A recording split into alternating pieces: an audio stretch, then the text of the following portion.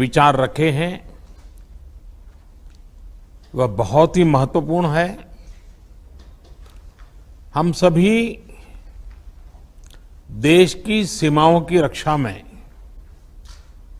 दिन रात लगे हमारे वीर जवानों के साथ चट्टान की तरह खड़े हैं। उनकी वीरता, उनके कौशल, उनकी सूझबूझ पर देश अटूट विश्वास रखता है। इस सर्वदलीय बैठक के माध्यम से मैं शहीदों के परिवारों को भी ये विश्वास दिलाता हूं कि पूरा देश उनके साथ है, पूरा देश उन्हें नमन करता है। साथियों, पूर्वी लद्दाख में जो हुआ उसको लेकर आपने रक्षा मंत्री जी और विदेश मंत्री जी को सुना भी और प्रेजेंटेशन को भी देखा।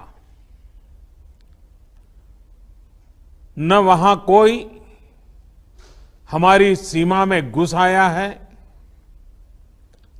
न ही कोई घुसा हुआ है,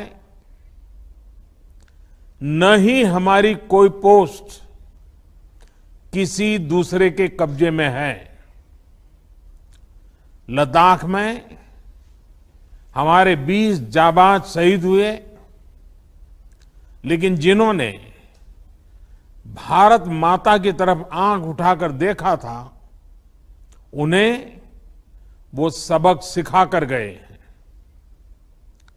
उनका ये शौर्य, ये बलिदान हमेशा हर भारतीय के मन में अमिट रहेगा।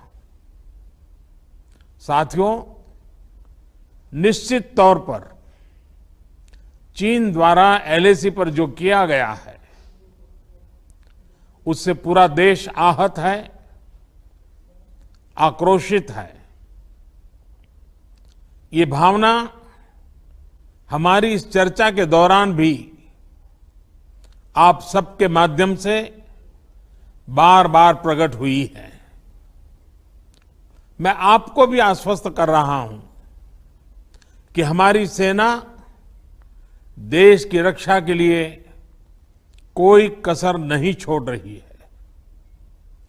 डिप्लॉयमेंट हो, एक्शन हो, काउंटर एक्शन हो, जल थल नभ में हमारी सेनाओं को देश की रक्षा के लिए जो करना है वो कर रही है।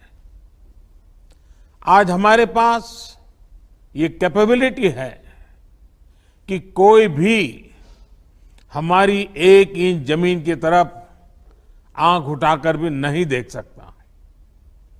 आज भारत की सेनाएं हर सेक्टर में एक साथ मूव करने में पूरी तरह सक्षम है। ऐसे में हमने जहां एक तरफ सेना को अपने स्तर पर उचित कदम उठाने की छूट दी है, वहीं दूसरी तरफ डिप्लोमेटिक माध्यमों से भी चीन को अपनी बात दो टूक स्पष्ट कर दी है। भारत पीस और फ्रेंडशिप चाहता है, लेकिन अपनी सॉवरेनिटी की रक्षा हमारे लिए सर्वोपरि है और आप सबने भी इसी भाव को प्रकट किया है।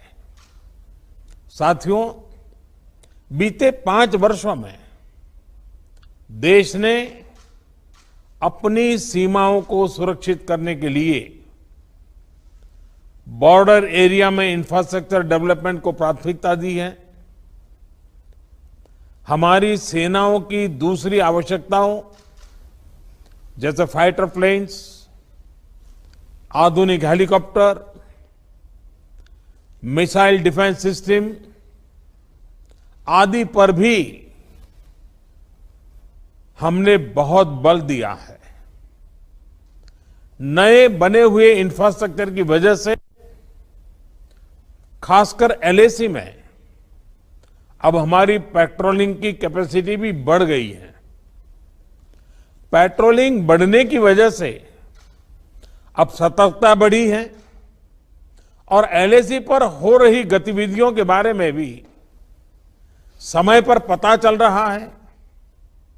जिन क्षेत्रों पर पहले बहुत नजर नहीं रहती थी, अब वहां भी हमारे जवान अच्छी तरह से मॉनिटर कर पा रहे हैं, रिस्पॉन्ड भी कर पा रहे हैं। अब तक जिनको कोई पूछता नहीं था, कोई रोकता टोकता नहीं था, अब हमारे जवान डगर डगर पर उन्हें रोकते हैं, उन्हें टोकते हैं। बेहतर हो रहे इंफ्रास्ट्रक्चर से एक मदद ये भी मिली है कि हमारे जवान जो उस कठिन परिस्थिति में वहां तैनात रहते हैं, उन्हें साजो सामान पहुंचाने में आसानी हुई है। साथियों, राष्ट्रहित, देशवासियों का हित हमेशा हम सभी की सर्वोच्च प्राथमिकता रही है। चाहे ट्रेड हो, कनेक्टिविटी हो, काउंटर टेररिज्म हो, भारत ने कभी किसी बाहरी दबाव को स्वीकार नहीं किया है। राष्ट्रीय सुरक्षा के लिए जो भी जरूरी कार्य है, जो भी जरूरी इंफ्रास्ट्रक्चर का निर्माण है, उसे इसी तरह तेज गति से आगे भी किया जाता रहेगा। मैं आप सभी को, सभी राजनीतिक दलों को फिर से आश्वस्त करता हूं कि हमारी सेनाएं सीमाओं की रक्षा करने में पूरी तरह सक्षम है। हमने उन्हें यथोचित कार्रवाई के लिए पूरी छूट दी हुई है। आप सभी ने इस बैठक के लिए अपना समय दिया, अपने मूल्यवान सुझाव दिए। इसके लिए मैं सभी दलों का, आप सभी नेतृत्वगण का हृदय से बहुत बहुत आभार व्यक्त करता हूं और आपके सुझाव आगे की रणनीति में बहुत लाभकर्ता होंगे, ये मुझे पूरा विश्वास है। मैं फिर एक बार इस एकता का संदेश देने में आप जो बढ़ चढ़ करके आगे आए हैं, वे सेना का मोरल तो बढ़ाएगा, देश के लोगों की हिम्मत बढ़ाएगा, लेकिन दुनिया को भी जो संदेश जाना चाहिए वो पहुंचेगा। और इसलिए आज की मीटिंग में आपकी सकारात्मक भूमिका का बहुत मूल्य है, उसका बहुत ऐतिहासिक महत्व है। और इसलिए भी आप सभी अभिनंदन के अधिकारी हैं। मैं फिर एक बार आप सबका धन्यवाद करता हूं। नमस्कार।